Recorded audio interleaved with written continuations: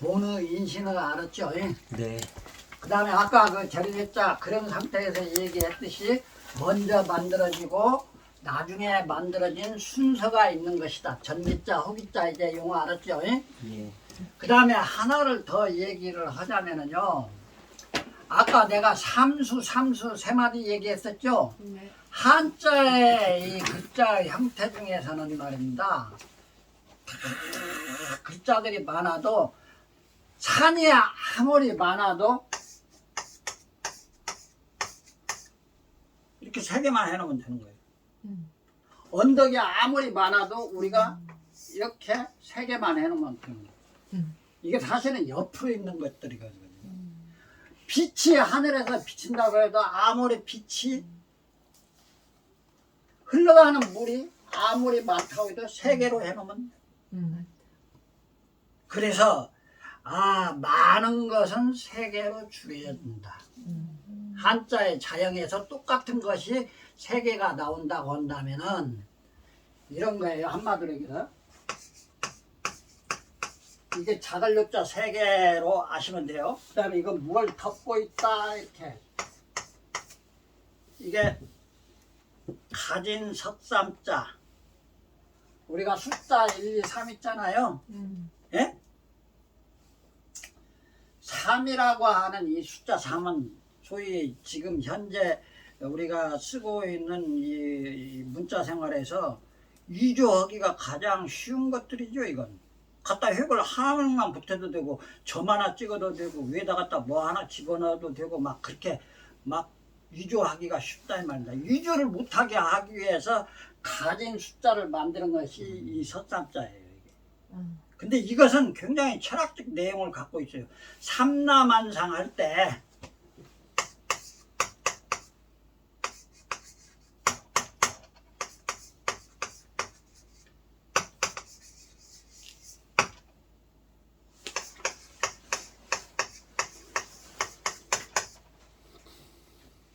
여기에 삼자가 들어가죠. 삼라만상 할 때 세상에 펼쳐져 있는 모든 공간, 즉 다시 말 형태를 가지고 있는 모든 공간적 내용에 존재하는 모든 것들을 삼라만상이라고 하잖아요. 예? 그때 있는 것 전체를 얘기할 때 3이라고 해요. 숫자 3이라고 하는 것은 전체를 얘기하고 있는 것하고 똑같아요. 자, 그걸 증거하는 것이 아까 내가 천지인 얘기했잖아요. 앞으로 이제 이런 것을 글자 하나를 가지고도 여러 가지 이제 설명을 하게 되는데 숫자 1이 있다 이 말입니다. 이렇게 가로지른 하늘이 있다 할 때에는 이게 하늘의 뜻이에요. 무슨 뜻이다로? 하늘. 하늘. 이 하늘은 뭐이죠? 경이죠? 즉 다시 말해서 시간이에요.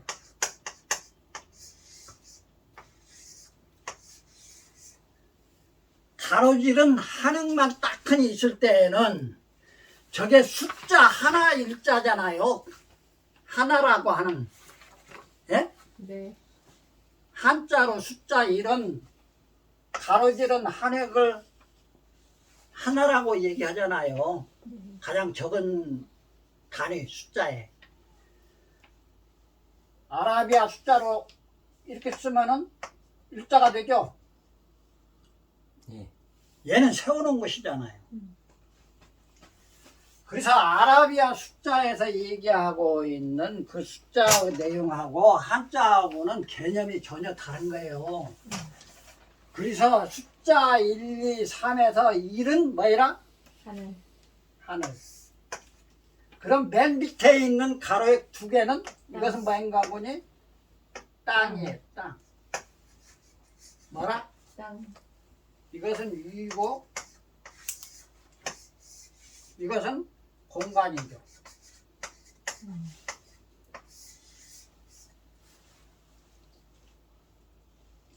그러면은 시간과 공간, 하늘과 땅이 나왔잖아요. 지금 이게 숫자 공부할 때 이거 공부 잘해야 돼요. 지금 오늘 내가 숫자 1, 3 다 얘기하는 게 사실은 가운데는 뭐이겠어요? 그러면 사람.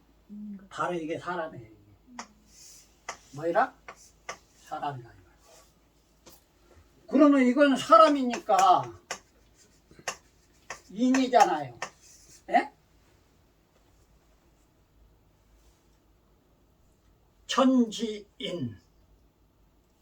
아까 3대 얘기했잖아요. 3개 나왔어요, 안 나왔어요? 천지인 나왔죠? 네. 우리가 육아 철학을 어지린자라고 하는 것은 하늘, 땅, 그 다음에 이 가운데에 있는 사람을 바깥으로 빼놓은 거예요. 이게 그게 어지린자예요. 육아 철학의 모든 경전을 다 필요 없는 것 다 빼버리고 남는 최후의 글자가 어지린자라고 그랬잖아요. 근데 이것이 어질다 하는 아주 추상적이면서도 가장 철학적 개념화가 되었죠. 이거 설명하려면 어마어마하게 어려워요. 한없이 어려운 글자가 어지린자예요. 근데 이것을 한없이 쉽게 얘기하자면 석삼자예요. 석삼자는 즉 다시 말해서 뭐예요? 하늘과 땅과 나라고 하는 절대 필요 충분 조건이라고 하는 수학적 용어로 정의할 수가 있어요. 우리 여원 선생님 나중에 이거 영어로 한번 이렇게 만들어 보세요. 예? 이 가운데 있는 사람이라고 하는 하늘과 땅 사이에 사람이 사는 거 아니에요? 예. 그렇죠? 그러니까 그 가운데 숫자 3하고 단순하게 숫자의 개념을 뛰어넘어서 한자 문명이 가지고 있는 가장 심오한 철학적 삼재사상, 삼수 분화적 내용을 함축하는 육아 철학적, 도가 철학적 한자 문명이 가지고 있는 핵심을 한 글자로 축약한 글자를 만들어야겠는데 어느 사람이 딱하니 그 글자를 만들었다 이 말입니다. 가운데 있는 사람을 빼낸 것이잖아요.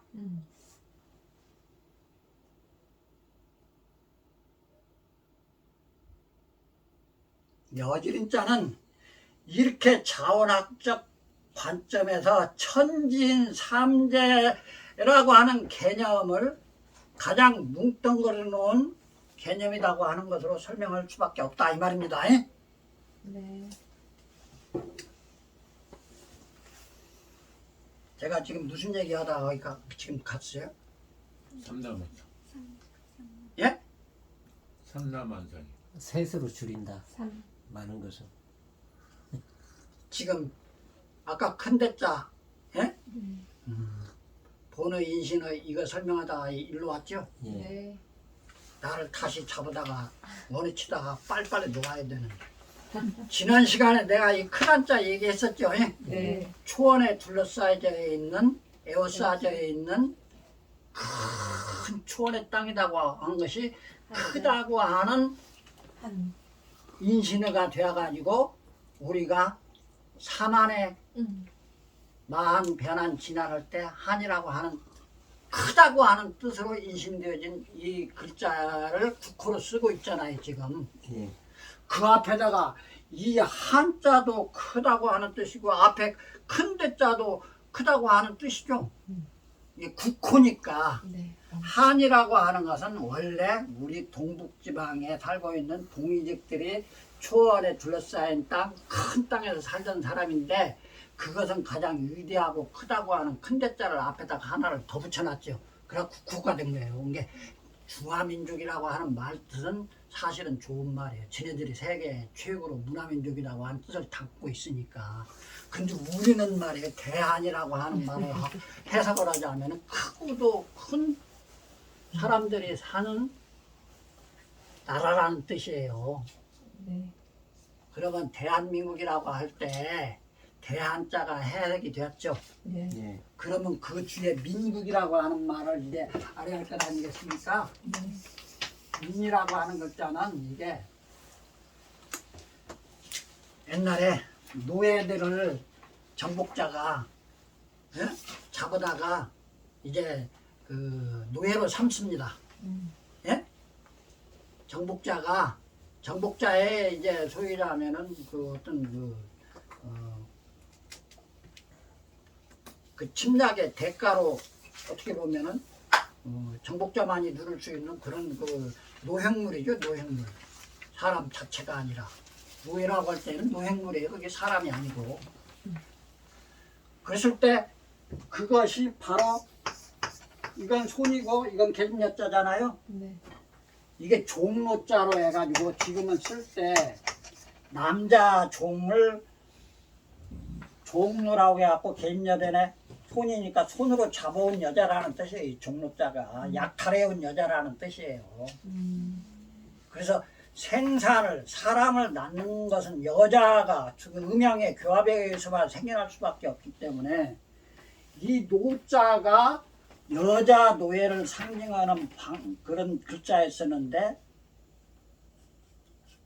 지금은 노예 전체를 얘기하는 글자로 종로라고 하는 글자가 뜻으로 인신되어져서 쓰이지요. 근데 이 민이라고 하는 것은 약탈해온 여자 노예가 아니라 남자 노예를 원래 민이라고 했어요. 우리가 쓰고 있는 백성민자가 자원이 그래요. 백성민 그러잖아요. 백성이라고 할 때 일백백자 백성이잖아요, 이게. 예?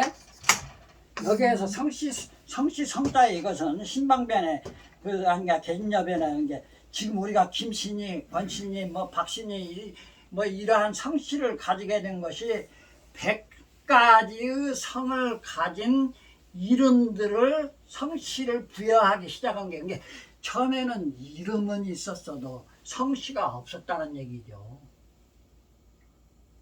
그냥 막 막든 편으로 그냥 똥 싸다 나면 분이고 그냥 뭐 예? 내가 이렇게 저질이어서 안 되는데 힘주다가 나온 아이들이 많았어요. 그래서 똥분자 들어간 그 글자의 이름이 사람들 특히 이제 그 산업공상 그 천민과 뭐 반이라고 하는 이런 것이 엄연하게 그 존재하던 그런 시절에는 많았어요. 말할 수 없이 많았어요. 자, 민이라고 하는 것은 이놈을 잡아다가 이제 소개자 하면은 부려먹어야 해요. 힘쓰는 일에다가 그야말로 종을 삼아서. 근데 사내라고 하는 것들은 반항심이 갖고 도망간단 말입니다. 자꾸 보니까는 그냥 도망가기만 하는 게 아니라 주인을 막 찌개서 죽이고 도망가기도 하고. 그러니까 그런 것을 탈출을 못하게 도망가지 못하게 해서 한쪽 눈을 이렇게 눈을 멀게 했다는 뜻이에요. 이 창과자가 그래서 들어가 있어요. 내가. 한쪽 눈을 이렇게 꼭 눈동자를 찔러가지고 눈을 멀게 했어요. 이게 눈멀은 백성이라고 하는 말을 지금도 우리는 많이 쓰지. 예? 어리고 눈먼 백성이라고 하는 그런 형용사가 수식어가 앞에가 붙어갖고 어리고 눈먼 백성은 종으로 약탈되어서 종이 될 수밖에 없었던 것을 그 종들이 음양의 교합에 의해서 또 새끼를 낳게끔은 해야 되니까. 왜? 사람 숫자가 바로 재산이니까. 그래서 연구는 어떤 학자들은 그렇더라고요. 인간 최초의 잉여 산물은 새끼들이래요, 새끼. 걔가 일을 시키면은 밭일도 하고, 논일도 하고, 바느질도 시키고, 빨래도 하고. 그렇게 손이 많이 가는 힘쓰는 일들을 남자, 여자가 나눠서 하는 그것에 의해서 생산이 많아지니까 잉여 농산물이 나왔는데 그 잉여 농산물이고 잉여 자본에 대한 그러한 것들의 원천은 사람이었다 이 말이죠. 그래서 눈멀은 자라는 뜻이에요. 이게 백성민자가. 그래서 자칭 타칭 어리고 눈먼 백성 어루 살펴주소서 이렇게 하고 표현들이 나옵니다. 자, 그러면 국자 이제 나왔죠? 그래갖고 백성이 됐단 말이다. 100가지 성이 이제 얻어진 거예요. 김씨도 되고 박씨도 되고 풍씨도 되고 표씨도 되고 없는 성이 없대요. 근데 그 성씨들을 가지게 됐을 때는 무얼로 해가지고 성씨가 얻어지는 거니 다 프로페셔널로 어떤 직업을 하나씩 줬어요. 그것에 종사하는 사람들이.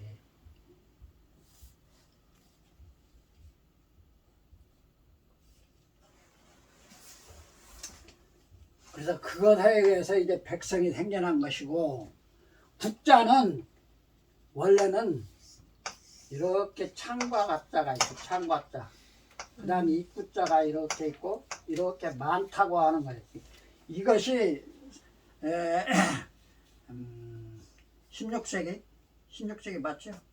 장자크 루소라고 하는 프랑스 철학자가 가장 그 근대 서양 철학에서는 가장 주목해야 될 철학자 이름이 아마 장자크 루소로 내가 기억하는데, 이 루소가 국가 성립의 그 어떤 3대 그 어떤 그 덕목 아니면 그 조건을 얘기를 할 때 뭐라고 했습니까?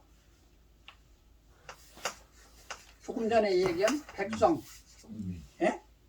한 사람 두 사람이 아니다는 얘기죠. 일백백자 백성이니까. 그 어떤 노동력이 이 직업 저 직업을 할 수 있는 많은 사람의 백성이 인민이 있어야 되고 국민이 있어야 되고, 그 다음에 뭐예요? 영토가 있어야 되고, 그 다음에 주권이 있어야 되고, 이게 국가 성립 3대 요소로 아마 장자크루소가 얘기했다고 해서 우리는 지금 그렇게 아마 가르치고 있는 걸로 내가 압니다만은, 이거 한자에 이 나라국자 그대로 도둑질이 가가지고 쓰는 거예요. 이거 지금 한자에 나라국자에 큰 입구 있잖아요. 이건 영토에 해당하는 거예요. 그 다음에 그 안에 창받자 있잖아요. 이건 창받자라고 하는 것은 바로 얘기하자면 주권이에요. 주권.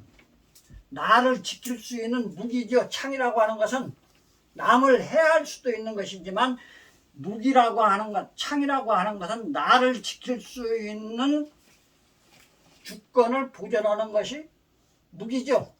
그 중에 대표적인 것이 칼이나 창인데, 그 중에서 이제 창을 얘기하는 것이죠. 이 창에 해당하는 창과 자를 안에다 집어넣고 주권이라고 하는 것을 장자크루소는 가가지고 주권이라고 했죠. 창과 자를. 그 다음에 여간에 입이에요. 입. 이건 입구자에다가 이건 많다는 뜻이에요. 입이 많아야 될 것 아닙니까? 백성이란 말이에요. 그래서 백성과 주권과 영토라고 하는 세 가지 조건에 부합해야만이 나라, 국가의 성립이 된다 하는 것을 정의했죠. 그게 17세기 얘기예요. 얼마 안 됐어요. 내용인즉 뭐이라? 한자에 나라 국자를 그대로 풀어놓은 것이죠. 예? 심증은 가나 물증이 없어요. 근데 물증이 나왔어요. 이게 중요한 거예요. 우리가 컴퓨터의 이런 그 IT 시대를 맞이하게 된 것이 바로 컴퓨터의 출현으로부터 IT 시대, 소위 말하면 정보화 시대라고 하는 이런 시대를 만들었죠. 예? 물증을 지금 얘기하는 거예요. 도둑질이 같다고 하는 물증을. 16세기가 되면은 어떤 시대인가 거니? 중국이라고 하는 그 땅덩어리는 세계에서 가장 먼 시고 다 중국으로 온다고 할 정도로 어마어마한 그런 풍요를 구가하던 시대인데, 몇 분 남았다고 얘기하는 것을 내가 기다리는지 아니면 겁이 나가지고 35분 남았어요. 많이 남았어요. 25분 남았네. 25분? 예. 아, 그러면 어느 정도 줄이면 되겠네. 북경에는 말이에요, 서양의 사람들이 많이 들어와 있었어요. 이미 우리나라에도 막 북경까지 온 사람이 우리나라 안 왔겠어요? 왔다 갔다 했어요. 그래서 이 동방을 여행하는 서양의 탐험가들이 무수히 오는 거예요. 근데 그 사람들이 올 때에는 항상 앞세우는 것이 있잖아요. 뭐부터 예를 들어 총균쇠 이런 그 책 이름 들어보셨죠? 네. 걔네들이 올 때는 항상 총균쇠를 앞세우고 왔다고 그러는데 그보다도 더 정확한 표현이 사실은 있어요. 뭐부터 갖고 들어와요? 맨 먼저 걔네들 성경. 성경부터 앞세우고 들어와요. 십자가. 그 다음에 총이에요. 예?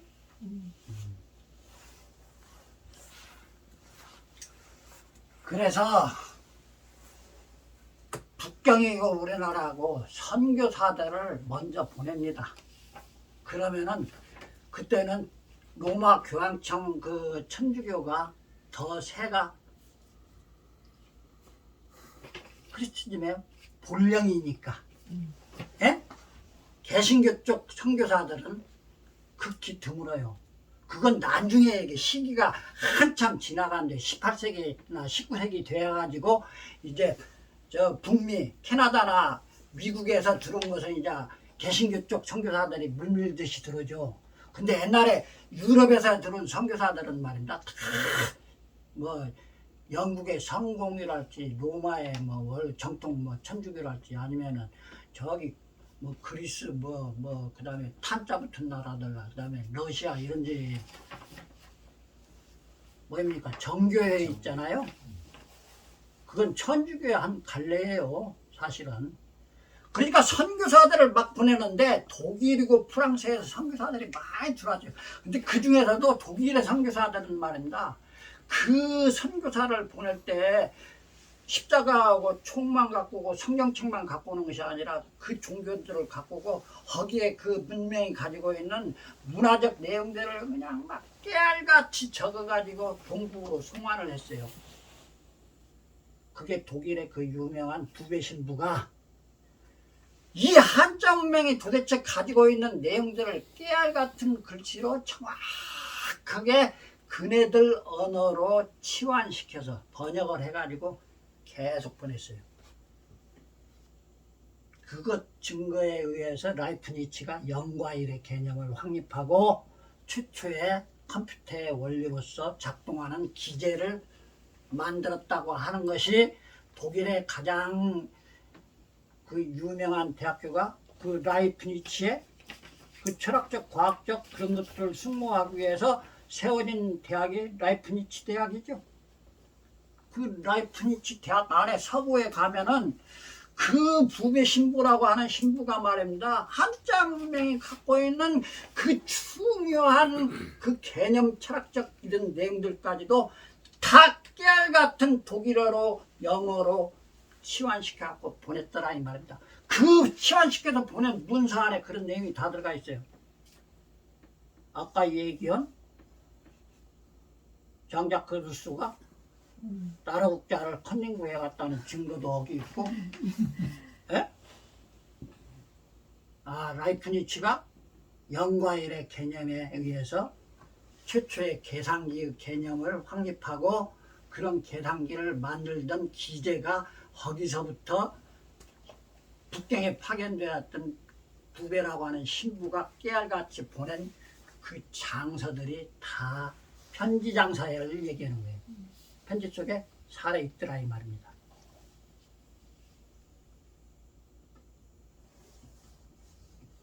시간은 자꾸 가고 이제 한 10분 남았나? 20분 남았어요. 시간 때문에. 그래서 대한민국까지 이제 설명했으니까 나라 이름 다 얘기했죠? 네. 이제 독립이 문제예요. 홀로 독자, 설립자예요 저건. 홀로 수다. 그러면은 안중근 의사가 독립이라고 하는 국가, 민국이라고 하는 그 나라의 성립이 식민 통치를 받고 있으니까 홀로서는 그 기제가 너무나 중요한 것이죠. 그러니까 태극기라고 하는 심벌 거기에다가 민국이라고 안 써놓고 홀로 독자, 설립자, 대한 독립을 외치다가 한 사람의 그런 침략적 야욕에 그 야수라고 할 수 있는 이토 히로부미를 저기 하얼빈에서 빵빵빵 세 방 쏜 거 아닙니까? 예? 네. 얼마나 나라의 독립이 간절했으면은 사람을 살생한다고 하는 그러한 것을 가지고 을을 세운 거예요. 그래서 의사예요. 아까 의자가 네. 오르르자라고 그랬잖아요. 네네. 그걸 오르르자로 해석할 수도 있어요. 지금까지 사람들은 다 오르르자로 해석을 해요. 송원 선생은 오르르자로 해석을 하면 안 돼요. 그 기재가 마땅할 의자로 해석을 해야지 오르르자를 제대로 해석하는 거예요. 왜? 안중근 의사는 옳다고 하는 입장에서 총을 세 방을 쏜 것이 아니다 이 말입니다. 옳고 그러다고 하는 것은 가부의 문제예요. 맞고 틀리다는 얘기잖아요. 대척점에 있는 개념이라는 뜻이에요. 한마디로 너는 맞고 나는 틀리다? 이런 대척점에 있는 언어로 오를 자를 쓰는 게 아니었다 이 말입니다. 그분의 그 이토 히로부미를 저격한 그 이전의 모든 언행이 글로 어떤 장문의 편지 이런 것들을 해가지고 일본인들한테 우리 한국인들한테 어머니한테 주고받은 내용들을 보면은 구구절절해요. 구구절절해. 정말로 눈물 흘렸어요. 난 우리가 왜 홀로 서야 되는가? 그걸 구체적인 현실적인 문제에서 찾으려면 뭘 어떻게 해야 된다는 얘기예요. 여기 아까 국자에서 주권이라고 하는 것이 백성이라고 하는 조건보다도 영토라고 하는 조건보다도 훨씬 더 중요하다고 하는 개념을 이해하셔야 돼요. 나라 잃은 사람들은, 주권을 잃은 사람들은 지금 자꾸 벌어지고 있는 내용들이 그런 거잖아요. 민주주의 같은 소리 하고 왔네. 저게 지금 하마스, 팔레스타인 하루에 몇 수십 명씩 수만 명이 죽어가는데도 끄떡도 없잖아요. 예? 우크라이나 막 수만 명씩 죽어가는데도 끄떡 없잖아요. 뭘 잃었기 때문에 그래요. 주권을 상실했기 때문에 그래요. 그런 구체적 주권 상실의 시대가 바로 안중근 의사가 구체적으로 이 땅에 살고 계시던 때의 의인이다 이 말입니다. 그래서 안중근 열사라고 안 하죠. 열자는 찢어질 열자예요. 내 몸을 불태워가지고 찢어지게끔 자결을 하고 막 그래서 이봉창 의사 같은 사람들은 자결하고 막 그러잖아요. 예? 폭탄 던지고. 예? 그런 사람들한테 붙는 것은 열사니 뭐 이런 의미로 이제 불려지는 거지만 이 마땅할 오를 의자의 의사라고 불려지는 것은 가장 마땅한 방법을 최후에 찾아서 실행에 옮긴 것이기 때문에 우리나라 국민들보다도 그 안중근 의사가 마땅히 부르짖은 한자문명권의 대의, 남을 침략하지 않고 죽이지 않고 남의 나라를 빼앗지 않고 살 수 있는 평화적 내용을 역설하신 분이기 때문에 일본인조차도 안중근 의사를 숭모하는 사람들이 너무 많아요. 우리는 그렇게 숭모하는 사람들이 이제서 좀 생겨나고 그런 것이죠. 그래서 주권같이 소중한 것이 없어요. 몇 분이나 남았을까요? 15분이요. 15분? 많이 남았어요. 아이 그러면은 나 충분히 얘기하고. 네, 뭐 이제 그냥 하시고요. 이게 시간 되면 오늘 첫 얘기할게요. 시간이니까 네. 내가 이 강의를 하는 목적에 대한 얘기예요. 이 얘기가 지금 이 강의를 내가 이 나이에 지금 여기 계시는 선생님들에게 내가 왜 이 지금 핏대를 올려가면서 이 얘기하고 있는 내용이 이게 나한테는 마땅한 일이니까. 다른 방법이 없어요 나는. 더더구나 앞에 계시는 선생님들은 물론 자식도 키우는 것이지만 일선에서 아이들을 훈육하고 계시는 그 어려운 그런 그야말로 하늘에 내린 천직이라고 하는 그런 그 업에 업이라고 나는 선생님들을 나는 업이라고 나는 표현하고 싶지 않은데 아무튼 그렇게 가르치는 입장에 있는 선생님들만이 나의 뜻을 조금이라도 이해하고 아이들을 훈도해 주시고 가르쳤으면 하는 바람에서 내가 이 얘기를 지금 전개하는 것이다, 이런 뜻이에요. 자, 제가 시대가 시대니만큼 참 비근한 예를 하나 들어서 얘기를 합시다. 이건 명쾌한 사실을 지금 직시하는 것이니까. 다 모르고 있어요, 지금 사람들이. 우리나라는 지금 현재 주권이 있는 나라다, 없다, 있다. 있으나 있으나 없는 것 같다? 아, 그런 표현이 나올 수가 있어요. 근데 그것은 절대 아니고, 그야말로 내가 앞에 절대를 붙여서 얘기하자면 우리나라는 주권이 없는 나라예요, 현재. 없는데 있는 것처럼 한다. 왜요? 국가 성립의 3대 요소 중에 창과자라고 하는 이 절체절명의 창과자에 해당하는 주권이라고 하는 것은 뭐 이런 거니? 지금 나라의 최고 통수권자가 가지고 있는 그 통수권자의 전작권이라고 줄여서 얘기할 수가 있는 전시, 작전, 수행의 최후 집행자는 누구여야 된다? 우리나라에 대통령.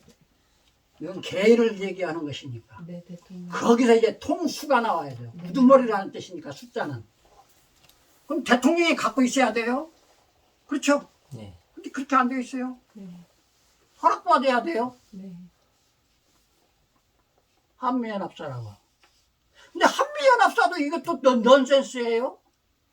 왜냐하면은 남북을 비교할 수밖에 없어요, 이런 때에는. 예? 지금 김정은이가 막 미사일 쏘고 뭐 핵폭탄 만들어서 쏘고 그러는데도 말 한마디 못하잖아요, 강대국들이. 예? 그러죠?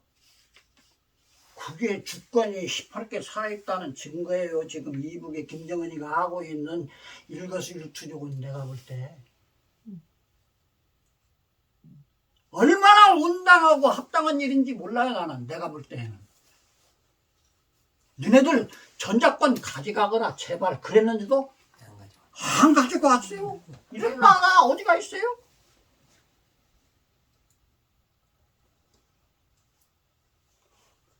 그 원인이 있어요. 그 원인까지 다 얘기하자면 밑도 끝도 없어요. 남북을 어차피 비교를 했으니까 봅시다. 그 원인이 어디가 있습니까? 휴전 상태잖아요, 우리가. 이북이 계속 얘기하고 있는 것이 대한민국을 지금 계속 호칭하는 그 용어부터 바뀌어졌잖아요. 남한이 아니라 이제 너네들은 대한민국이다. 대한민국으로 불러주니까 좋다? 같은 동포인데 그 사람들이 대한민국이라고 불러주는 그 저희가 뭘까요? 아니, 그 뜻이 무엇일까요? 너네들 주권도 없는 나라의 백성이다, 이 말이에요. 그 말은 지금 같은 동족으로서 신란을 해도 보통 신란하는 게 아니에요. 휴전조약 상태잖아요, 지금. 우리는 지구상 가장 오래된 휴전 상태예요, 그야말로. 예? 80년에 가까운 세월 동안 휴전 상태. 그 휴전에 서명한 국가는 말입니다. 이북은 김정은이하고 중공하고 그 다음에 몇 개 국가들 김일성이하고, 김일성이가 주권자로서 딱 서명했어요. 우리 남한은 없어요. 누가 했어요? 유엔사가. 하라고 하는데도 안 했어요. 아, 그걸 주장을 했어야 할 것 아닙니까? 아니, 그 후에 미국이 그런 실수를 했다는 것을 알고 그러고 그런 것을 느낄 수가 있으니까 당신네 속구가 아니냐. 요즘 신문에 보면 참 괴상한 뉴스가 이렇게 나와요. 트럼프가 대통령이 되면은 나만 핵을 용인할 것이다. 그게 무슨 말일까요?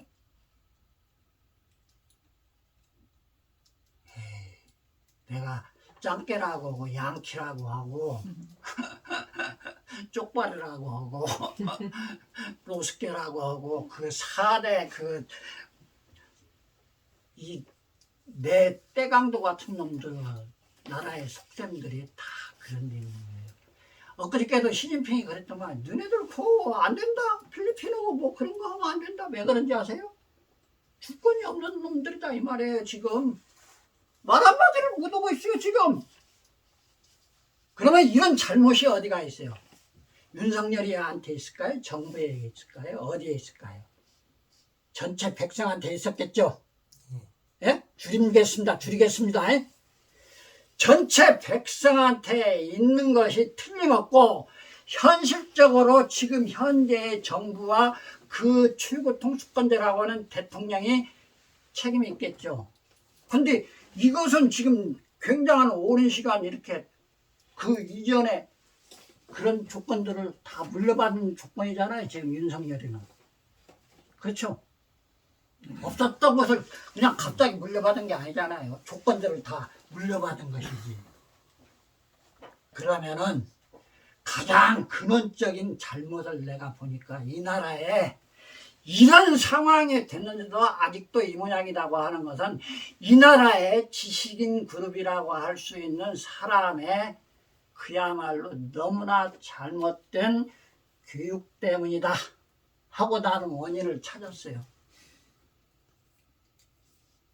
그래서 교육개혁이라고 하는 말이 많이 회자되고 있죠. 지식인 사회에서는 그런 말이 많이 나오고 있어요, 사실은. 근데 그것을 하나의 힘으로 축약시켜가지고 그것을 획득할 수 있을 때까지 백성이 깨어나가지고 그 주권을 백성 하나하나의 숫자가 우리가 7천만이 나오면 7천만이 똘똘 뭉쳐서 차지해야 할 성질의 것이지 지식인 어느 소지식인 깨어있는 지식인 어떤 깨어있는 통수권자 한 사람 힘으로 이게 얻어지는 획득되어지는 것이 아니더라 이 말입니다. 천만의 말씀이더라 이 말입니다. 내 얘기가.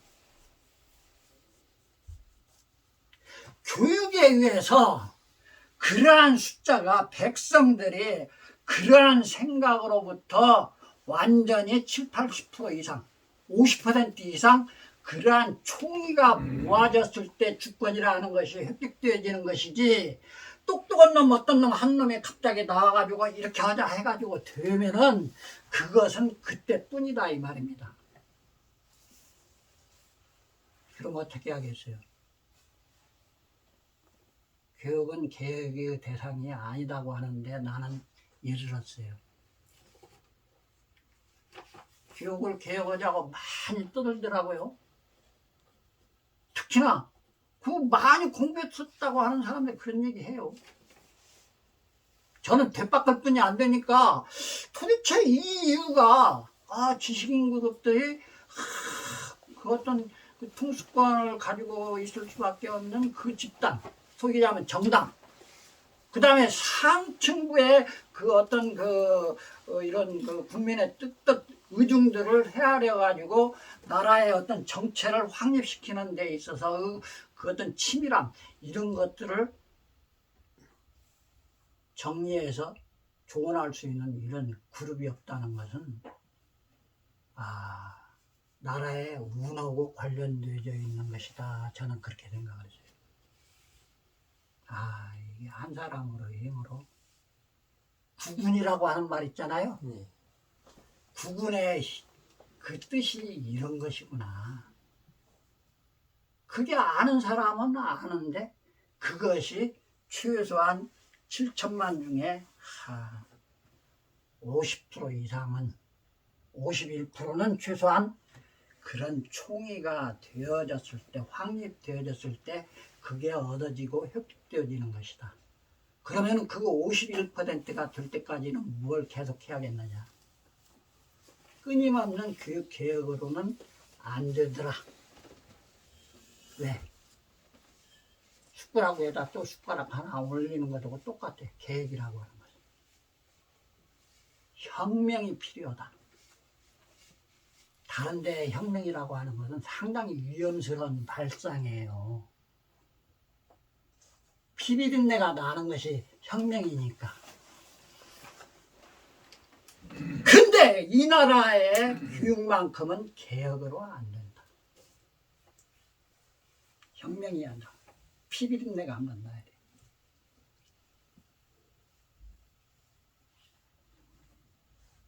내가 오히려 시간을 절약해서 이걸로 오늘 강의를 마치겠습니다.